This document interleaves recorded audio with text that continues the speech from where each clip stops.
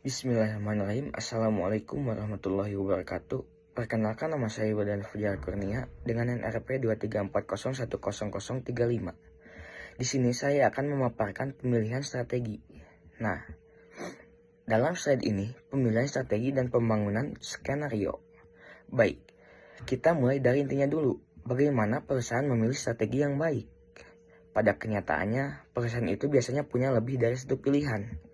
Entah itu bisa ekspansi, akuisisi, buka cabang baru, atau launching produk baru. Masalahnya, dari sekian banyak pilihan, enggak semuanya menghasilkan yang maksimal. Makanya, strategi itu harus dipilih berdasarkan analisis yang jelas. Kita lihat dulu apa keunggulan kompetitif perusahaannya. Misalnya perusahaan punya keahlian produksi yang efisien, terus brand yang kuat, atau distribusi yang luas. Semua masuk dalam analisis Frio. Dari sini kita bisa melihat mana strategi yang paling menurut kita kuat. Nah, setelah alternatif disaring, langkah berikutnya yaitu membangun skenario keuangan. Melalui bisa pro forma, ini penting banget karena strategi yang bagus itu di atas kertas belum tentu bagus di secara finansial. Nah, makanya kita bikin laporan keuangan dulu. Ini semacam simulasi masa depan. Kita ingin lihat kalau strategi ini dijalankan, angka keuangannya akan seperti apa 5 tahun yang akan datang. Atau aman enggak arus kasnya, modal kerja cukup atau tidak, atau juga menguntungkan atau justru membebani. Kemudian kita bandingkan beberapa opsi strategis, seperti apakah lebih menguntungkan akuisisi perusahaan lain atau lebih baik bangun operasional sendiri dari nol. Nah, dan kita hanya bisa bikin satu proyeksi. Kita bikin 3 versi aja, optimis, pesimis, paling mungkin.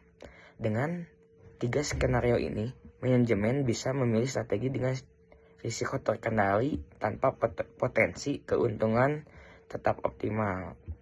Contoh kasusnya deh, sebuah perusahaan makanan besar ingin masuk ke Asia Selatan.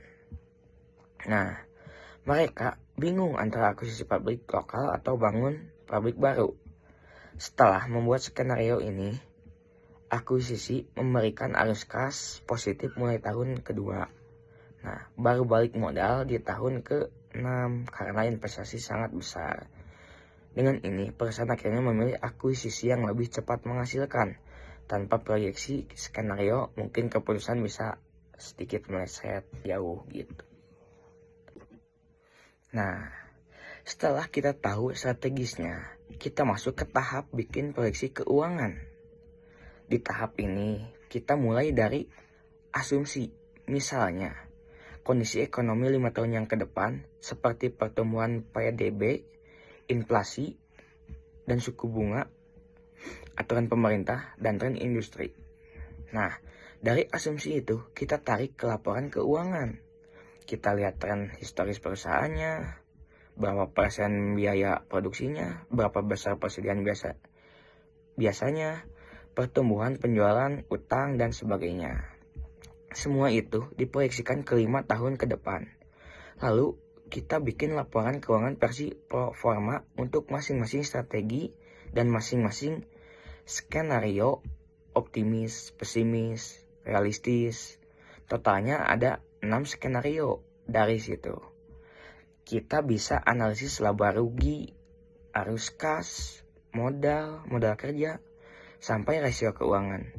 Selain itu, kita juga lakukan what if analysis. Misalnya, kalau biaya bahan baku tiba-tiba naik nih 20%, apakah strategi ini masih layak? Dari situ kita bisa lihat strategi mana yang paling tahan banting lah. Seperti contoh kasusnya lah, sebuah perusahaan elektronik mempertimbangkan ekspansi ke Asia Tenggara dalam skenario pesimis. Nah, mereka memprediksi inflasi tinggi yang membuat biaya komponen naik. Setelah dihitung, ternyata strategi ekspansi tetap layak asal perusahaan menyesuaikan harga jual 5%. Analisis ini membantu perusahaan ambil langkah untuk menjaga margin. Nah, faktor penentu pemilihan strategi. Sekarang kita bicara faktor manusia. Mungkin ini bagian paling sering diabaikan oleh banyak orang. Berpikir keputusan strategi itu mungkin murni angka gitu. Padahal sangat banyak faktor subjektif yang terlibat. Yang pertama adalah sikap manajemen terhadap risiko. Ada manajer yang berani ambil risiko besar, ada juga yang sangat hati-hati. Sikap ini mempengaruhi keputusan. Misalnya manajer pemilik saham biasanya lebih berani, tapi manajer profesional tanpa saham cenderung lebih aman karena mereka takut risiko karir. Yang kedua, ada preferensi pribadi. Ini lebih tricky. Ada CEO yang suka proyek besar supaya kelihatan punya legacy gitu. Ada yang sangat anti risiko. Ada yang terlalu percaya dengan ide sendiri sehingga mengabaikan alternatif. Penelitian juga menunjukkan bahwa eksekutif sering menyembunyikan informasi, membatasi data supaya proposal terlihat bagus, membentuk aliansi untuk melobi atasan gitu. Yang ketiga nih, kita punya tekanan dari pemangku kepentingan seperti kreditur, pemerintah, pemegang saham, karyawan, komunitas lokal. Setiap strategi yang kita pilih harus memperhitungkan harapan mereka. Yang keempat, ada budaya perusahaan. Strategi paling hebat pun bisa gagal kalau budaya internal tidak mendukung. Budaya adalah cara orang bekerja dari waktu ke waktu. Kalau budaya tidak sejalan dengan strategi, muncullah resistensi, penolakan, bahkan sabotase pasif. Jadi, manajemen harus memutuskan mengubah budaya, mengadaptasi strategi, atau keduanya bertahap. Tantangannya terbesar adalah menemukan keseimbangan yang tepat. Contoh kasus nih, salah satu kasus terkenal adalah perusahaan otomotif global yang ingin melakukan digitalisasi besar-besaran.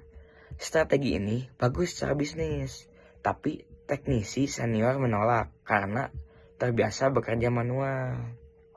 Setelah menilai situasi tersebut, perusahaan memutuskan mengubah strategi dari digitalisasi penuh menjadi otomasi yang bertahap.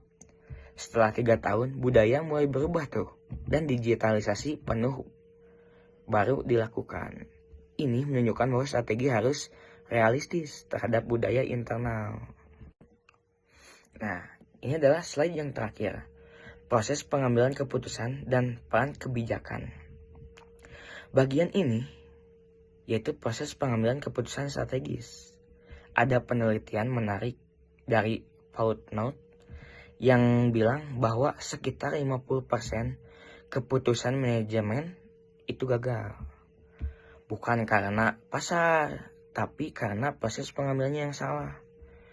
Masalahnya adalah terlalu terburu-buru memutuskan, terlalu sedikit alternatif, tidak ada diskusi kritis, mengutamakan